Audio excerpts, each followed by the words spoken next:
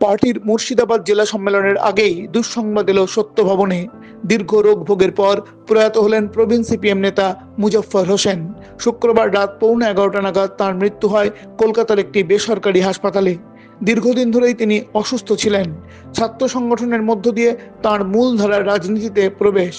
নবগ্রাম পঞ্চায়েত সমিতির প্রথম সভাপতি হয়েছিলেন। প্রায় 13 বছর তিনি এই দায়িত্ব পালন করেন। পরে অবিভক্ত নবগ্রাম জোনাল কমিটির সম্পাদক থেকে পার্টির রাজ্য কমিটির সদস্য হয়েছিলেন। লোক সংস্কৃতির সঙ্গে জড়িয়ে থাকা মানুষটি।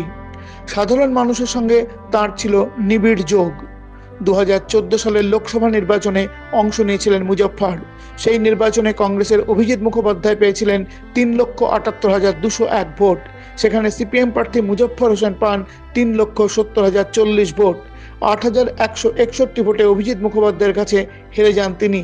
তার প্রয়াণে মুর্শিদাবাদ সিপিএম হারালো এক জননেতাকে।